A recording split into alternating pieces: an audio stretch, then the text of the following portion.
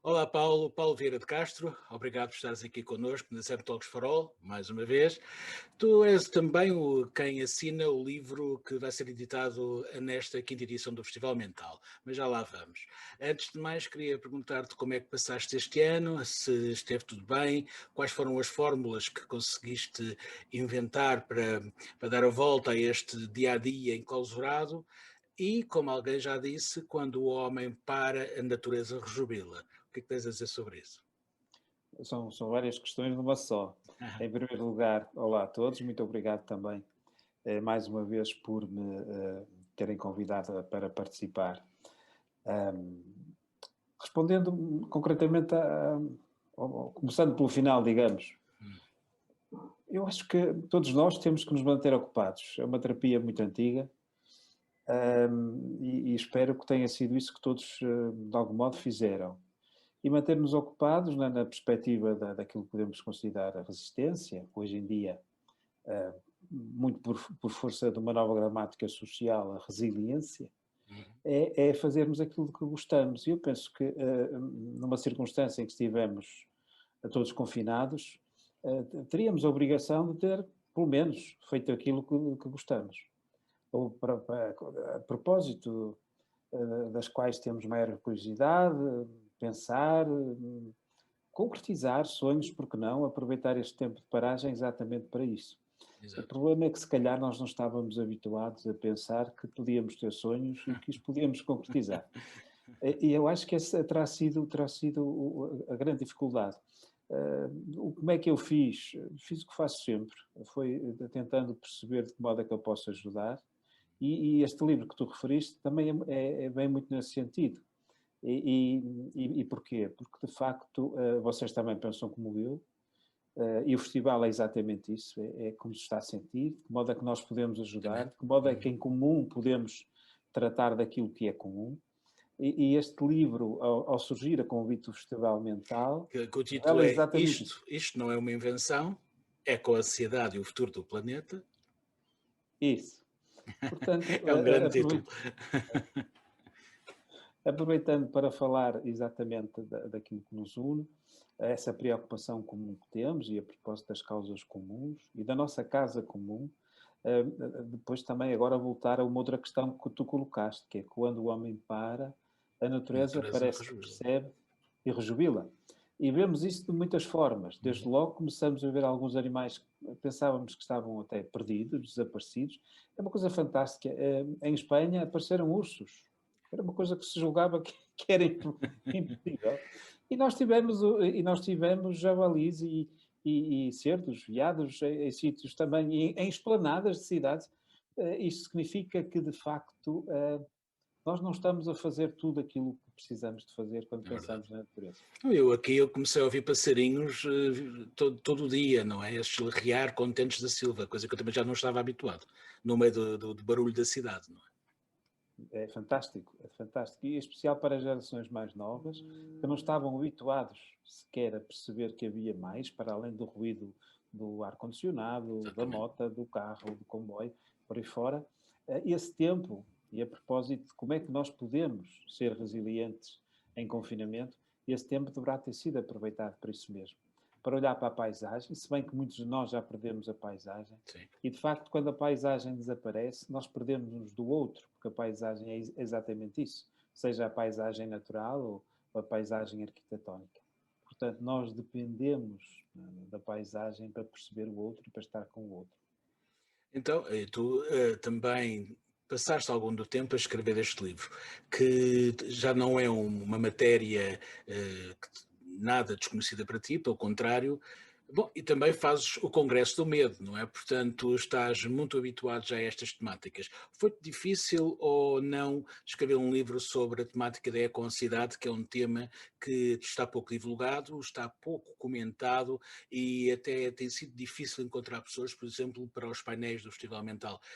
Vá lá que encontramos as melhores, mas não foi muito fácil. É um assunto, é um tema um bocadinho ainda pouco elaborado. Mas os mais novos estão alerta, não é? E o futuro é dos mais novos. Achas que o nosso futuro poderá mudar com a vontade da juventude? Sem dúvida, sem dúvida. Desde logo, este livro foi escrito, referimos do livro a ser lançado no Festival Ambiental, este livro foi escrito nesta perspectiva. Eu mudei o meu ponto de vista porque eu acreditava, em 2015, 2014, acreditava que tinha que haver um novo começo. E a questão que eu colocava seria um começo ou um recomeço. Ou seja, isto através de uma metáfora que era muito minha, em que eu dizia só controle mais alto, mais de elite salva. Hoje em dia percebo que não, estava profundamente enganado. Hoje em dia eu entendo que dependemos de um ativismo para salvar o mundo, dependemos de um ativismo e ele é, maioritariamente, um ativismo jovem. Por isso nós vemos os jovens a levantarem-se por esta causa, pela causa ambiental, pela causa climática, e vemos isso através de inúmeras intervenções. Os jovens estão na rua, fazem as suas greves climáticas à sexta-feira. Vimos também Greta Thunberg a aparecer, a tomar uma posição e a ser seguida pelos jovens e também pelos menos jovens. E veja-se, eu que não sou psicólogo, posso neste momento dizer que o enquadramento da Greta Thunberg é um enquadramento da eco-ansiedade, ou seja, para mim, ela é uma criança, uma jovem eco-ansiosa. Pelo lado da psicologia, uma vez que existe alguma resistência para esta denominação, porque de facto estamos perante um sentido crítico, profundo da ansiedade, que obriga a uma ação, que obriga, de algum modo, até aquilo que muitas vezes as pessoas julgam que é uma revolta, mas não é.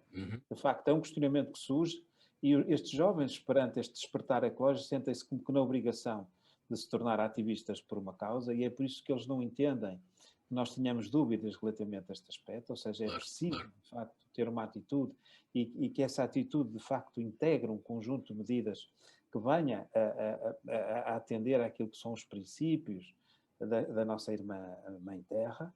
Ou seja, nós temos, por um lado, a estupefação dos mais velhos, porque desta vez penso que será consensual que não temos, é impossível, pensarmos numa vacina ou num confinamento, não nos vai resolver o problema. Nós já estamos a consumir vários planetas. Exatamente. Já estamos a consumir vários planetas todos os anos, o que significa que é absolutamente irracional pensarmos que podemos crescer infinitamente em termos de consumo perante um planeta que é finito. Ou seja, como diria a pessoa que, em primeiro lugar, nos trouxe esta ideia de que é preciso criar um decrescimento económico, como diria ele, então é impossível crescer infinitamente perante um planeta de recursos finitos. E então dizia ele que quem pensa ao contrário ou é louco ou é economista. Ou político. Mas para nós que somos mais velhos, temos memória, não é? E é muito mais difícil mudarmos hábitos, que para nós já são décadas, não é? Para outros serão menos, para outros serão mais. É um bocadinho difícil mudar de hábitos, principalmente alimentares, mas temos que o fazer, de qualquer forma. Vamos ser obrigados a fazê-lo. E aí os mais jovens têm um papel preponderante para nos ensinar à mudança, não é? Ou pelo menos nos empurrar com jeitinho. Mas a ecoansiedade é isso também, não é? É mostrar-nos que está aqui, o problema já existe e não há volta a dar. Isso. A ecoansiedade, do ponto de vista formal, só é reconhecida a partir de 2017 como sendo um estado crítico ou crónico ou um medo crónico da destruição ambiental. Okay. Mas já em 2015, as revistas médicas, em especial a Lancet, alertava para um conjunto de novas doenças ou situações de desconforto ou que ponham em causa o nosso bem-estar ou a nossa saúde relacionadas com as questões ambientais e climáticas. Seja por eventos extremos, que nós vemos todos os dias a acontecer, são os fogos, é o calor extremo, são as chuvas, são os tufões, seja por, de facto, aquilo que é o entendimento da pergunta que se coloca neste momento, é se haverá futuro para o planeta, não é? Exatamente. A ansiedade surge exatamente com base num questionamento que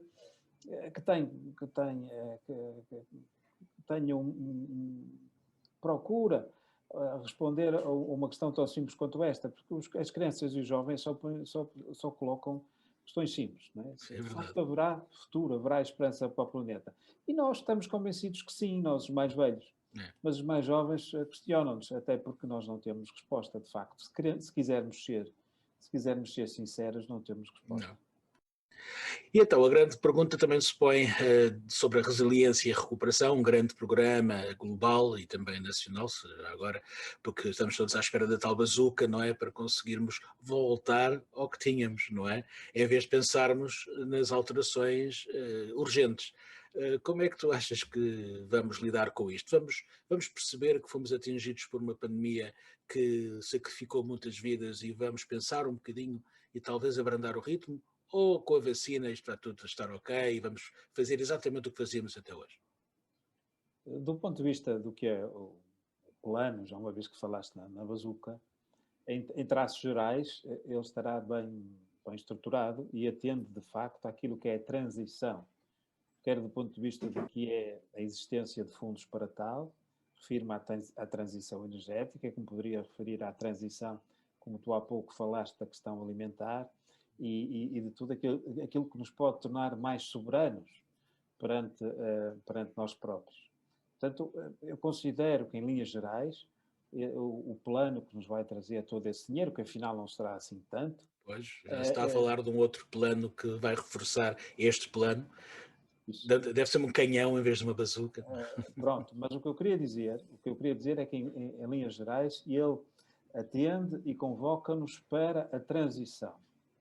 E essa transição é fundamental para não fazermos exatamente aquilo que muita gente suspeita que vai acontecer, que é voltarmos àquilo que já tínhamos. E nós vimos, de facto, que o que nós tínhamos não nos colocava numa situação regenerativa, que de facto estaríamos dependentes e cada vez mais dependentes de outros, o que significa que, até do ponto de vista económico, não era sustentável. Apesar de se falar no sucesso económico de Portugal, não era sustentável porque nós estávamos dependentes de terceiros. Exatamente. E vimos isso na crise, e vemos isso agora, para Claro. começarmos, para arrancarmos, temos muita dificuldade de lidar com o nosso mercado interno, ou seja, com o mercado nacional, porque de facto não estávamos habituados a depender dele e a precisar dele. Em termos, digamos, de traços gerais e na perspectiva económica, em termos do que terá sido, ou da vantagem que se pode ter trazido, ou os questionamentos que pode ter colocado às pessoas, eu penso que temos agora aqui um momento em que todos, de facto, teremos de comparticipar de algum modo para esta mudança. O que é que eu quero dizer com isto? É que estamos a falar de qualquer coisa que depende de todos nós e ninguém se pode furtar a isso, ou seja, ninguém se pode considerar tão pequeno que não possa contribuir para esta mudança. Faltará o quê? Faltará, de facto, assumirmos isso. E para assumirmos isso, cada um de nós terá que ser um ativista por essa mudança e, naturalmente, na defesa daquilo que, de algum modo, nos compete a todos, que é a defesa das nossas causas e da nossa casa comum. Ok. Obrigado, Paulo, por toda esta força, porque são pessoas também como tu que nos alertam e que nos empurram também para esse tal ativismo que é tão necessário. Muito obrigado por estares aqui connosco mais uma vez e que, olha, tudo de bom para o futuro. Também para todos e para vocês. Muito obrigado, então. Tchau. Já ouviu falar de ecopsicologia? Doenças somaterráticas e psicoterráticas? Luto ecológico? Síndrome de déficit de natureza? Solastalgia ecológica? Em suma, já ouviu falar de eco-ansiedade? O Festival Mental convidou o autor Paulo Vieira de Castro para nos alertar para aquilo que será o próximo flagelo global. A pandemia da desesperança, a eco-ansiedade e, consequentemente, a Grande Depressão Verde. Isto não é uma invenção. A eco-ansiedade e o futuro do planeta é a primeira obra portuguesa totalmente dedicada ao tema da eco-ansiedade, com lançamento da 5ª edição do festival.